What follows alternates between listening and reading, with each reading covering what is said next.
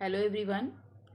कल हमने किया था जो टॉपिक हमारा सेल है उसमें कल हमने सेल थियोरी तक कंप्लीट किया था। आज हम सेल साइज से स्टार्ट करेंगे। ओके। सो सेल साइज मीन्स सेल का जो है डिफरेंट डिफरेंट साइज होता है। यहाँ पे आप कुछ पिक्चर देख रहे हो, हमने कुछ पिक्चर लगाया है जिसमें जैसे टिपिकल एक प्लांट सेल 10 to 100 माइक्रोमीटर का हो सकता है। क्लोरोप्लास्ट का जो साइज है वो 2 to 10 माइक्रोमीटर का हो सकता है। माइटोकॉन्ड्रिया 1 to 5 माइक्रोमीटर का हो सकता है। तो ये सारे सेल ऑर्गेनल्स हैं, है ना, जो डिफरेंट डिफरेंट साइज के हो सकते हैं। और ये न्यूरॉन सेल आप देखो, जैसे ये तो प्लांट सेल की बात हो गई जो 65 माइक्रोमीटर का है, और ये न्यूरॉन सेल है। न्यूरॉन सेल आपका 70 माइक्रोमीटर का है। ठीक है। इस तरह से आपका ब्लड सेल जो सबसे छोटा होता है ह्यूमन बॉडी का 7 to 8 माइक्रोमीटर का है ना। क्लेमाडोमोनास का सेल 5 to 6 माइक्रोमीटर का होता है। ठीक है। ट्रिप्नोसोमा का सेल जो है 25 माइक्रोमीटर लॉन्ग होता है। और ये जो है H I V AIDS virus है, उसका सेल जो है 100 नैनोमीटर का है। ठीक है, याद रखो नैनोमीटर है, ये माइक्रोमीटर नहीं है। डीएनए मॉलिक्यूल जो है 2 नैनोमीटर इसका डायमीटर है। T4 बैक्टीरियोफाज है जो 225 नैनोमीटर लॉन्ग होता है। Tobacco TMV tobacco mosaic virus 300 nanometre का होता है। और आप देख रहे हो सारे सेल का साइज तो अलग है ही, साथ में इसके शेप भी अलग अलग हैं। ठीक है, इनके शेप भी आपको अलग दिखेंगे। कुछ सेल यहाँ आप देखो जो है लाइट माइक्रोस्कोप से आपको विजिबल होते हैं। 200 नैनोमीटर तक के सेल आप लाइट माइक्रोस्कोप से देख सकते हो, एंड इलेक्ट्रॉन माइक्रोस्कोप से आप कुछ सेल को देख पाते हो। ठीक है। तो यानी कि सारे जो सेल हैं उनके साइज सिमिलर नहीं होते हैं, इक्वल नहीं होते हैं।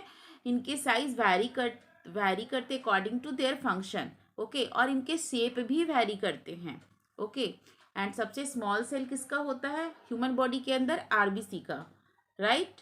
और सबसे लॉन्ग सेल क्या है ह्यूमन बॉडी के अंदर? सबसे लॉन्ग सेल है जो न्यूरॉन्स का सेल है, सबसे लॉन्ग होता है। ठीक है, चलिए आगे चलते हैं हम। Okay, now come to the next topic, division of लिवर। ओके। तो नाम से ही पता है, नाम से क्या पता चल रहा है? डिवीजन हो रहा है। किसका डिवीजन हो रहा है? लेबर का, है ना। लेबर का मतलब क्या होता है? काम, कोई भी वर्क। ओके, काम, है ना। हम यहाँ पे क्या कर रहे हैं बच्चों? काम का डिवीजन कर रहे हैं। डिवीजन मतलब बंटवारा कर रहे हैं। ठीक है, काम का बंटवारा कर रहे हैं। डिफरेंट डिफरेंट जो हमारे बॉडी के ऑर्गन्स हैं, बेसिकली मल्टी सेलुलर ऑर्गेनिज्म के अंदर जो बॉडी के ऑर्गन्स होते हैं ना अलग अलग, तो अलग अलग ऑर्गन्स के बीच में हमने काम को डिवाइड कर दिया है, राइट। यहाँ पे पिक्चर भी हमने लगाया है, आप देखो। जैसे कि जो हमारा न्यूरॉन्स है यानी कि ब्रेन है, ब्रेन हमारा सोचने का काम करेगा। ठीक है। जो हमारा जो मसल का सेल है, तो मसल का सेल क्या काम करेगा? जो भी है कोई भी वर्क करने का है, वेट उठाने का है। स्पर्म सेल रिप्रोडक्टिव सेल होते हैं, राइट। हार्ट का फंक्शन, हार्ट के सेल का क्या फंक्शन होगा? हार्ट का जो टिश्यू है उसका क्या फंक्शन होगा, क्या काम करेगा? वो सर्कुलेशन का काम करेगा। स्टमक का जो सेल है, जो स्टमक के जो टिश्यू है, सेल है, वो क्या काम करेंगे? वो डाइजेशन में हेल्प करेंगे। ठीक है। तो जो हमारा बॉडी एक सिंगल यूनिट दिख रहा है ना बच्चों, वो सिंगल नहीं है, उसके अंदर बहुत सारे ऑर्गन हैं। ठीक है। और ये ऑर्गन किससे बने हुए हैं? एज यू नो कि सेल जो है स्ट्रक्चरल और फंक्शनल यूनिट होता है। और सेल को मिलने से क्या बनता है? बहुत सारा सेल। सपोज ये एक सेल है, और इस तरह से बहुत सारा सेल जब इकट्ठा होता है तो क्या बनाता है? टिश्यू बनाता है। ठीक है। और जब ये टिश्यू इकट्ठा होता है बहुत सारा, तो क्या बनाएगा? ऑर्गन बनाएगा, राइट। और ये जब बहुत सारे ऑर्गन मिल करके क्या बनाते हैं? ऑर्गन सिस्टम बनाते हैं, है ना। ऑर्गन सिस्टम बनाते हैं। और ये ऑर्गन सिस्टम क्या बनाते हैं? एक ऑर्गेनिज्म को बनाते हैं, राइट। तो जो ऑर्गन सिस्टम है ना बच्चों, तुम अपने बारे में सोचो कि तुम्हारे बॉडी में कितने ऑर्गन सिस्टम हैं। ठीक है, तुम्हारे बॉडी में कितने ऑर्गन सिस्टम है? जैसे तुम्हारा एक ब्रेन नर्वस सिस्टम है, सर्कुलेटरी सिस्टम है जिसके अंदर हार्ट ब्लड को पंप करता है, हार्ट एंड ब्लड वेसल्स है सर्कुलेटरी सिस्टम के अंदर। ठीक है। डाइजेस्टिव सिस्टम है, डाइजेस्टिव सिस्टम में क्या है? तुम्हारा स्टमक, और स्टमक के जो सपोर्टिव ग्लैंड और ऑर्गन्स है जो उसे हेल्प करते हैं। ठीक है, जैसे बकल कैविटी हो गया, स्मॉल इंटेस्टाइन हो गया, डाइजेस्टिव सिस्टम के ये सारे पार्ट है। रिप्रोडक्टिव सिस्टम है जिसके अंदर जो रिप्रोडक्शन में हेल्प करता है ना, वो सारे ऑर्गन है। तो ये सारे ऑर्गन अलग अलग काम करते हैं मल्टी सेलुलर ऑर्गेनिज्म के अंदर। हम सभी एक मल्टी सेलुलर ऑर्गेनिज्म है क्योंकि हमारा बॉडी जो है बहुत सारे सेल से मिलके बना हुआ है। तो हमारे ऑर्गन जो है डिफरेंट डिफरेंट फंक्शन को परफॉर्म करते हैं। अच्छा, आप एक बात बताओ, ये जो ऑर्गन क्यों बनाया गया डिफरेंट डिफरेंट फंक्शन को परफॉर्म करने के लिए? क्योंकि जब हम एक सेल थे तो एक सेल के अंदर यूनिसेलुलर के अंदर भी डिवीजन ऑफ लेबर होता है, राइट। यूनिसेलुलर के अंदर यूनिसेलुलर ऑर्गेनिज्म का फंक्शन जब मैं बताऊंगी, एक सेल का फंक्शन जब मैं बताऊंगी, तो एक सेल के अंदर भी डिफरेंट डिफरेंट ऑर्गेनल्स है ना, जो ऑर्गन का ही छोटा फॉर्म है। ये ऑर्गेनल्स अलग अलग काम को करते हैं, जैसे कुछ प्रोटीन सिंथेसिस करता है, कुछ एटीपी सिंथेसिस करता है ना, कुछ सिक्रेशन करता है, कुछ पैकेजिंग करता है, कुछ थिंकिंग का काम करता है, मीन्स गाइडलाइन देता है सारे सेल को, सारे ऑर्गेनल्स को कंट्रोलिंग पावर होता है उसके अंदर। तो इस तरह से यूनिसेलुलर के अंदर भी डिवीजन ऑफ लेबर तो हम नहीं कहेंगे, यूनिसेलुलर के अंदर भी अलग अलग ऑर्गेनल्स है जो काम को करता है। बट मल्टीसेलुलर के अंदर बहुत सारे सेल जो है अलग अलग काम को करने में लगे, उनके अंदर डिवीजन ऑफ लेबर होता है। तो समझ गए डिवीजन ऑफ लेबर क्या होता है। Multicellular organism also show division of labour which means that different part of human body do different function. हमारा अलग अलग बॉडी पार्ट अलग अलग फंक्शन को परफॉर्म करता है। Human body has heart to pump the blood, stomach to digest the food. अब सोचो कि यदि कभी आपका सपोज किसी को हार्ट अटैक आया है ना, तो उसका हार्ट तो काम नहीं करेगा। तो ऐसा तो नहीं है ना कि उसको हार्ट अटैक आया तो बोलेगा, मतलब डाइजेस्टिव सिस्टम को बोलेगा, स्टमक को बोलेगा, भाई कोई बात नहीं, हार्ट काम नहीं कर रहा है ना, थोड़ी देर के लिए तू ही मेरा काम कर ले, है ना। स्टमक को बोलेगा कोई बात नहीं, थोड़ी देर के लिए हार्ट अटैक आ रहा है, हार्ट वीक हो गया है, डाइजेस्टिव सिस्टम उसके फंक्शन को परफॉर्म कर लेगा। ऐसा तो नहीं हो सकता। अब सपोज किसी का डाइजेस्टिव सिस्टम खराब हो गया है, तो वो हार्ट को बोलेगा या ब्रेन को बोलेगा कि चलो कोई बात नहीं, थोड़ी देर डाइजेस्टिव सिस्टम खराब हो गया, डॉक्टर बोलेगा इसके फंक्शन को ना ट्रांसफर कर देते हैं, डाइजेशन का काम ब्रेन कर लेगा। ऐसा नहीं हो सकता, क्योंकि जो जिस काम के लिए बना है ना, वो उसी काम को करेगा, ठीक है। ऐसा डिवीजन ऑफ लेबर क्यों बनाया गया है मल्टीसेलुलर ऑर्गेनिज्म के अंदर? क्योंकि मल्टीसेलुलर ऑर्गेनिज्म बहुत सारे सेल के बने होते हैं, जिसकी वजह से उनके पास बहुत सारा वर्कलोड होता है, और एक सेल सारे काम को करने में जो है सक्षम नहीं है। एक सेल जो है सारे काम को कर नहीं सकते हैं, ठीक है। इसीलिए अलग अलग सेल का ग्रुप बना करके टिश्यू और ऑर्गन बना दिया गया है, ताकि ये अच्छे से अपने वर्क को परफॉर्म कर सके। Okay, now I think it will be clear to you. Okay,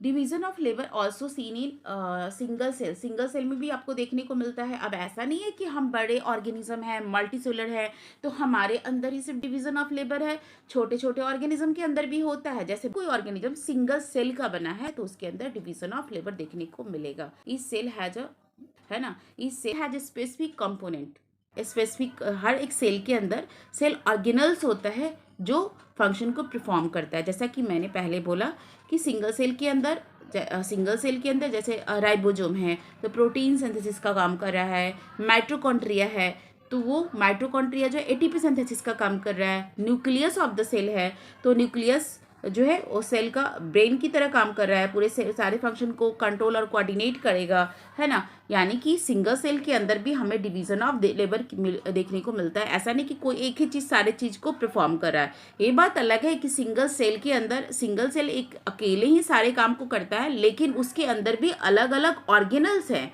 अलग अलग क्या है, ऑर्गेनल्स है ना। और बड़े मल्टीसेलुलर ऑर्गेनिज्म के अंदर ऑर्गन्स होते हैं वर्क को परफॉर्म करने के लिए, और इसके अंदर ऑर्गेनल्स अलग अलग वर्क को परफॉर्म करते हैं, ठीक है। इसके अंदर भी डाइजेशन, सिंगल सेल के अंदर भी डाइजेशन, एक्सक्रीशन, है ना, सारे वर्क परफॉर्म किया जाता है। Okay, so it is clear to you कि सिंगल सेल के अंदर भी डिवीजन ऑफ लेबर देखने को मिलता है और मल्टीसेलुलर के अंदर भी। ओके, नाउ अभी जो है हमने दो तरह का डिवीजन ऑफ लेबर देखा। अब हम सेल के टाइप को पढ़ेंगे कि कितने तरह का सेल होता है। देन वी विल सी कि there are two kind of cell basically. What is that? Prokaryotic cell and eukaryotic cell. दो ही तरह का सेल। यदि आपसे कोई पूछे कि how many type of cell are there, है ना, तो कितने तरह का सेल होता है बच्चों? दो तरह का सेल होता है, प्रोकैरियोटिक एंड यूकैरियोटिक। इसको हम समझेंगे कि प्रोकैरियोटिक सेल किसे कहते हैं और यूकैरियोटिक सेल किसे कहते हैं। तो सुनो, प्रोकैरियोटिक सेल क्या होता है? प्रो का मतलब प्रिमिटिव और फॉल्स। देखो यहाँ प्रो का मतलब ही फॉल्स होता है और कैरियोटिक का मतलब न्यूक्लियस। यानी कि जो न्यूक्लियस है ना, प्रोकैरियोटिक का के अंदर जो न्यूक्लियस होता है वो कैसे न्यूक्लियस है? फॉल्स न्यूक्लियस है। कैसे न्यूक्लियस है? फॉल्स न्यूक्लियस है। ओके। और साइज ऑफ सेल जो होता है वो जनरली प्रोकैरियोटिक का जो सेल का साइज होता है, लाइक बैक्टीरिया का सेल, बैक्टीरिया प्रोकैरियोट्स है ना, तो बैक्टीरिया का सेल जो है जनरली स्मॉल होता है एज कंपेयर टू यूकैरियोटिक्स, है ना, हमारे सेल के कंपेयर में या प्रोटिस्टा के सेल की कंपैरिजन में, फंजाई के सेल के कंपैरिजन में बैक्टीरिया का सेल स्मॉल होता है। No membrane bound nucleus is present, जिसे कि जैसा कि मैंने स्टार्टिंग में ही आपको बताया कि इसके अंदर कैसा न्यूक्लियस है?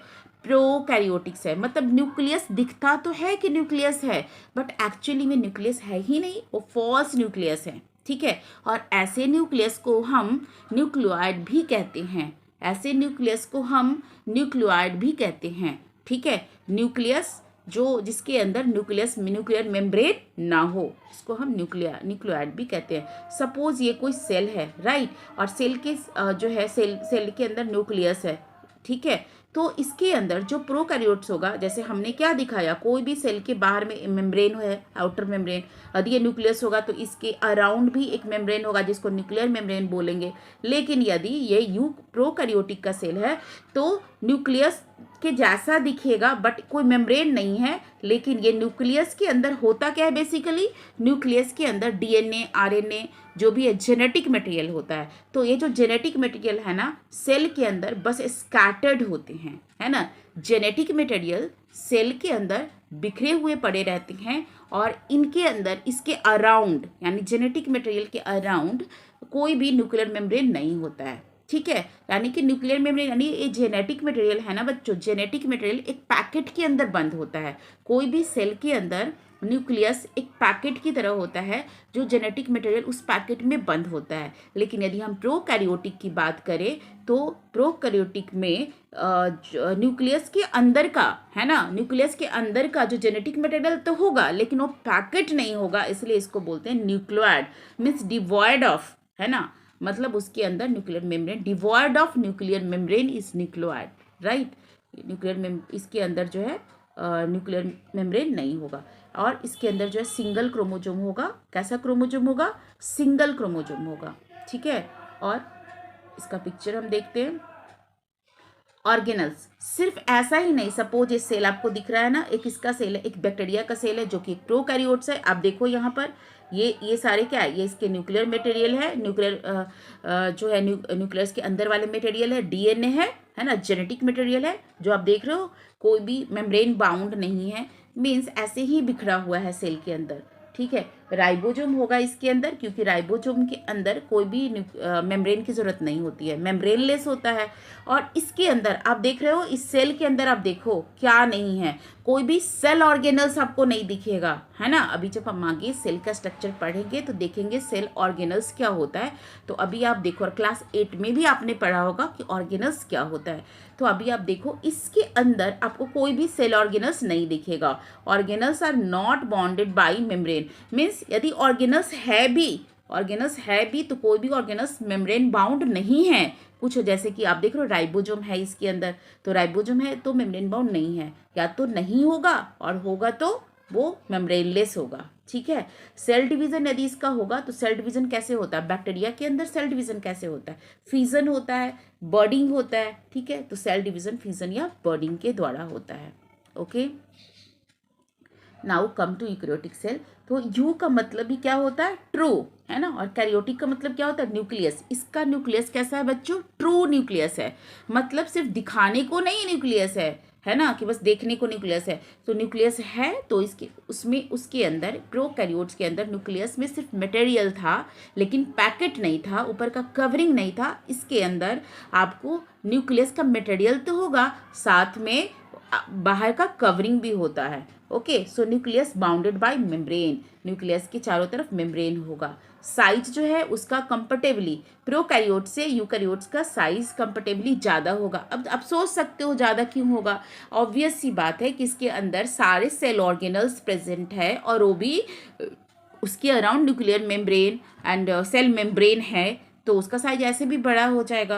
और प्रोकैरियोट्स के अंदर या तो मेम्ब्रेन लेस ऑर्गेनल्स प्रेजेंट थे या तो नहीं थे, तो उनका साइज कंफर्टेबली छोटा था। मोर देन वन क्रोमोजोम, यदि आप क्रोमोजोम की बात करें तो इसमें एक से ज़्यादा क्रोमोजोम आपको दिखेगा। ठीक है, नाउ यहाँ पे हम देखेंगे जो यूकैरियोटिक का सेल होता है, जो एनिमल सेल, जो हमारा सेल होता है, इसके अंदर सारा कुछ है ना। क्या क्या है? मेम्ब्रेन बाउंड, आपने देखा ये न्यूक्लियस है जो कि मेम्ब्रेन बाउंड है। न्यूक्लियस के अंदर जेनेटिक मटेरियल होगा और सारे सेल ऑर्गेनल्स जैसे mitochondria, ribosome, lysosome, Golgi bodies, endoplasmic reticulum, सारे ऑर्गेनल्स इसके अंदर प्रेजेंट होगा और वो भी मेम्ब्रेन बाउंड होगा। कुछ मेम्ब्रेनलेस भी होगा, जैसे राइबोसोम इसके अंदर भी प्रेजेंट है और प्रोकैरियोट्स के अंदर भी प्रेजेंट है। ठीक है, जो कि मेम्ब्रेनलेस है। ठीक है, membrane bound cell organelles are present. Cell division इसके अंदर जो होता है माइटोसिस और मियोसिस के द्वारा होता है। अब यहाँ पे आप देखो, मैंने प्रोकैरियोटिक और यूकैरियोटिक का साथ में डायग्राम लिया है ताकि आप आराम से समझ सको।